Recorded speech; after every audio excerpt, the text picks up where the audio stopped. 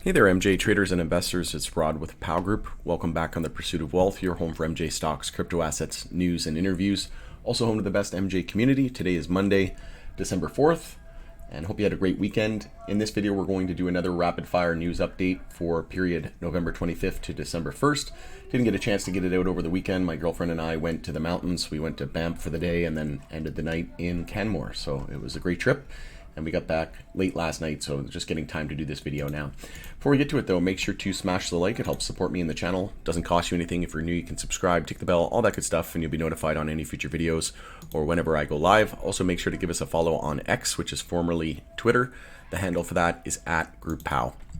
And then if you're not familiar with these new format videos, I've been doing them for quite a while now, but essentially the idea is just to go over 10 to 15 minutes each video, go over the high-level overview of the most important news updates that happened over the last week or so. And again, it's not to go into deep dive details, it's just to go over the high level. And if anybody missed it, then you can look into it more on your own time. But let me know in the comments below if there's anything you would like to see incorporated into the channel more, or if you'd like to see more of these updates as well. Let me know what you think of this new rapid-fire news updates. I see a lot of people commenting positively, and a lot of people are really enjoying them. So love each and every one of you who supported me along the way. Also, diving right into the news here, Japan takes major step towards MJ reform. So a new bill has opened the door for the establishment of medical MJ and industrial hemp industry. This was published on the 23rd, but I did want to bring this up because I don't believe I mentioned it in the previous rapid fire news updates. But you can see Japan, one of the world's strictest and most hostile countries in regards to MJ policy, recently took a major step towards reform, potentially providing a major boom for the country's CBD industry and opening the door for the establishment of a medical MJ and industrial hemp industry in the country. So again, game theory playing out, and if Japan can get it done, then it just goes to show you, even Ohio, right, which was a Republican-dominated state, starting reform there, right? So there's some news updates with regards to Ohio a little bit later on in the video as well. I also did a video, I think it was a short, on this, the Green Market Report. Germany lurches forward on MJ program expansion. And then it talks about Canadian companies stand to gain the most from Germany's easing of restrictions. And then they mention specifically Tilray Brands, Curaleaf Holdings, Kronos Group, Organogram, and Aurora. And I did add Aurora for the first time ever last week. I mentioned that in one of my videos as well, and I did cover extensively on I've done multiple videos on my MJ portfolio. I'll have to do another update because it has changed quite a bit. I think I added Green Thumb as well since the last video, but if you haven't seen that, you can check out my entire MJ portfolio video with percentage breakdown. Also, High Tide opens new Cannabis location on Davie Street in Vancouver, British Columbia. They actually opened a few. There was another one in former Cairo location. So that's 20th Street, Saskatoon, Saskatchewan. And then there was another one in Winnipeg, Manitoba. So High Tide's 150th Cannabis branded retail MJ location, and the 11th in Manitoba, and the 6th store in Winnipeg. So this company I own in my MJ portfolio as well. Super bullish on them long term. Pretty much where I shop at for a majority of my, I would say 80 to 90% of my MJ spendings. But I also went to there. I did go to Cannabis today, and I picked up some Redecan King Sherb. So maybe I'll post some pictures of that a little bit later on, but it was only like $55 for 14 grams. And then I got some of the new holiday readies as well from Tilray. So excited about that. But moving on, German lawmakers reach agreement on revised MJ legalization bill with final vote expected next week. So I did a video on this one and I did cover it. And then today, normally I do these videos on the weekend, but I did want to bring this in to the video as well because this was pertinent. Germany delays final vote on MJ legalization bill until next year. So as we know, they're looking at potential go live in 2024, but it's pretty much a done deal right now in my opinion. Also, New York MJ regulators approve settlement agreements to end months-long business licensing blockade. This is absolutely massive for the industry. And then we also had Boris Jordan tweet out, and with that, we finally have been given the green light for New York. I'm now confident that soon we'll be serving New York consumers with the highest quality MJ on the market. So this is great to see. New York Supreme Court lifts MJ licensing blockade, allowing regulators to process hundreds of new retailers. So this is great to see. And there's no shortage of great news coming for the MJ sector. It's just the prices still haven't yet caught up to all of these bullish catalysts and news events that have been taking place. And we have so many catalysts on the horizon, it's not even funny. Also, Minnesota's adult use MJ market on track for early 2025 launch, regulator says. We also had New Jersey governor very much open-minded to legalizing MJ home grow, but says the market needs to mature first, which I can get behind that. But obviously, we should allow people to grow this, to a certain extent. If it's 4 plants or 6 plants per household, in my opinion, that's just common sense and the way it should be.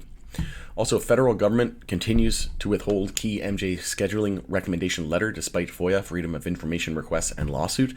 I did a video specifically on this one, but you can check that out for more details on that, and I give my thoughts and opinions. Also, Fetterman says Pennsylvania is getting lapped on MJ legalization by nearby states because GOP opposes common sense policy. Time to get it done. New Hampshire MJ legalization bill commission fails to reach consensus, votes against recommending bill for 2024. Also, BZAM Limited reported third quarter 2023 results. I did a video on this one as well, covering it extensively. So I give my thoughts and opinions and some analysis on that. You can check out that video as well for more details on that. Also, last week was MJ BizCon 2023. They opened with hopes for a brighter MJ industry future. I didn't actually make it this year. Probably going to go next year, more than likely. But expecting my first child with my girlfriend here in a couple months, so just wasn't able to make it happen this time around. But definitely looking at adding it to the radar for next year. And then also best days are to come for MJ industry, MJ BizCon attendees believe, which 110% agree with. We're going through a multi-year brutal bear market at the moment, but like I said, there's so many catalysts on the horizon. MJ Act up for review here in Canada, safer banking, uplisting in the NYSE and the NASDAQ, rescheduling, full-blown legalization potentially in the US in the next, maybe 3 to 5 years. And then legalization of medical. We have Germany coming online, right? There's so many, Florida potentially on the ballot for 2024 in adult use. So I think that is a very good chance of being on the ballot in 2024. And there's some news coming with regards to that as well. Moreover on that in just a moment. But like I said, I think 2025 would be a targeted go live date for Florida as well if everything does. If it lands on the ballot and gets approved, I think 2025 is realistic. Also, Cannabis Growth reports that Martha Stewart CBD debuts new need-based gummies targeting sleep, stress, and discomfort. We also had MJMSO Juicy files 600 million Canadian shelf prospectus. So multi-state operator Juicy Holdings filed a preliminary short-form base shelf prospectus in Canada to raise up to 600 million Canadian dollars, or 442 million US dollars, by issuing a variety of securities over a 25-month period. We also have cannabinoid-based medicine Epidiolex approved for sale in Canada. So this is huge.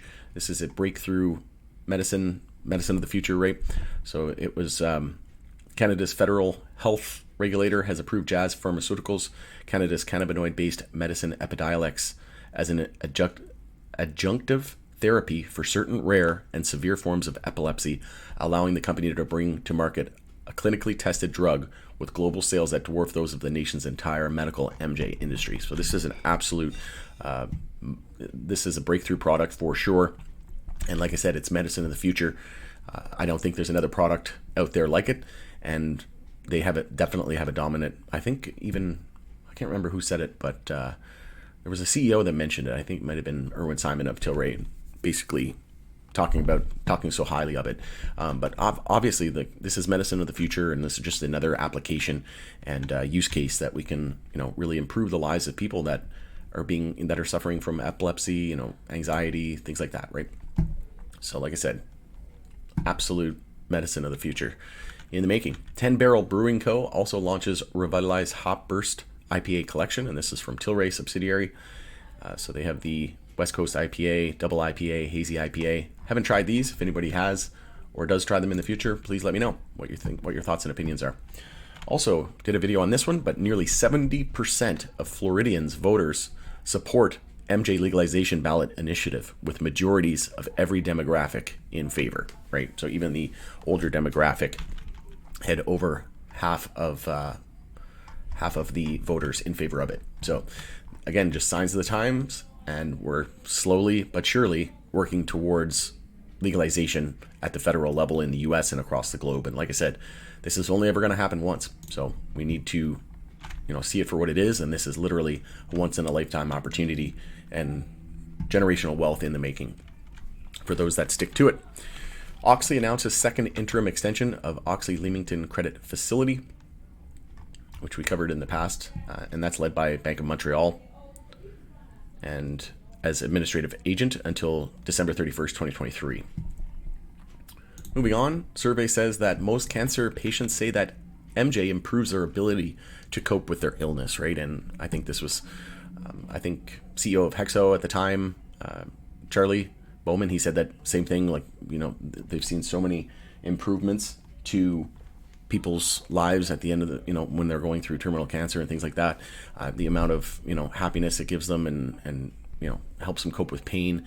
And then you see the use of Epidiolex and, different applications for epilepsy and things like that. So this is truly medicine of the future and something that the people should be able to have access to. And I do not think that they're, especially from a criminal standpoint, no one should ever have a criminal record or go to jail or anything based on anything MJ related, unless you're like, trafficking at the highest level. Okay. But, for consumption and possession, it just doesn't make any sense. These draconian laws, and just, it's time to get with the program and legalize this medicine in the future. And amazing plan. So Germany eyes April 2024 for MJ legalization. Germany may finally be ready to legalize adult use MJ with new possession and cultivation rules. So again, vote delayed until 2024 as well. But like I said, somewhere around April or the back half of 2024, we can expect Germany go live. Also, deals to sell BioSteel assets result in $30.4 million in aggregate gross proceeds for Cannabis. I did a video on this one as well. So they did sell off their two BioSteel assets. So it was BioSteel Canada. They sold that to DC Holdings, which does business with Coachwood Group of companies, and they own the sports nutrition brand Canadian Protein. And then the second transaction, BioSteel Manufacturing, sold to New Jersey-based Gregory Packaging Inc., which is behind Sun Cup juice cartons, which I wasn't familiar with those before the news broke. Curaleaf opens its second dispensary in Sarasota, Florida. So this, as we know, Florida potentially on the ballot for 2024. This is going to be huge. I would argue the biggest market for MJ in the world, but certainly the biggest state, in my opinion. This is a multi-billion-dollar market in the making. So great to see. I'm a shareholder of Curaleaf, super bullish on it long term as well, and currently in a monthly uptrend and looking really, really good in terms of the technicals as well. Also, Trulieve announces completion of redemption of all US $130 million, 9.75% senior secured notes due in 2024. And wrapping up, Canadian province looks to double its MJ store cap to 150. So the Ontario government, which we know is a little bit slow going, they are proposing a number of significant legislative and regulatory changes to its MJ framework that says would combat the illegal market. The province plans to make amendments to the Ontario Regulation 468-18 under the MJ License Act 2018 that would effectively increase to 150 the number of stores retailers and their affiliates are allowed to operate. The current limit is 75 stores. So the province said the increase would help combat illegal MJ stores as well. Moreover, we have New York Supreme Court lifting. Actually, I already mentioned that. I skipped ahead earlier because it went hand in hand with one of those other articles. But this is massive. This is absolute massive news. And then, like I said, Boris Jordan commenting on that. They finally got the green light for New York. That's going to be another very, very important market in the U.S. But like I said, all eyes will be on Florida and whether or not that hits the ballot. But, with regards to the broader market, it looks like we could be topping out, I would say, over the next 3 to 6 months in the broader market. We could be entering a multi-year bear market and one of the potential worst crashes in stock market history based on the amount of upside that we've had in a very short period of time. But MJ, I think, is going to be one of those sectors that outperform the broader market over the next couple of years. And we know that we're due for it as well because we didn't participate in the everything bubble of 2022 and 2023. We had that run up to February 2021 highs on the Dems taking control of the Senate on hopes of legalization.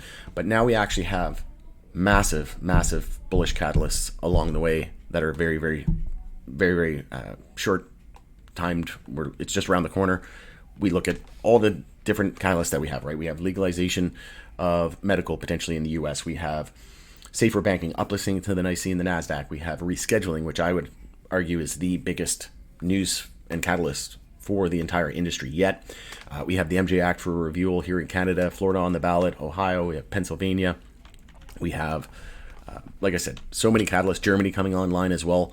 And then that's not even counting all the other catalysts that we haven't even, started to think of yet. And there's always going to be that surprise that comes. And like I said, this is just a testament to how early we really are. And like I said, those that are patient will be rewarded. And like I said, it's all a patience game at the moment right now. And this will only ever happen once. So personally, I've never been more excited to be an MJ holder, and love covering the news. I went through the news that happened over this last week, and I tried to, cherry pick as much as I could.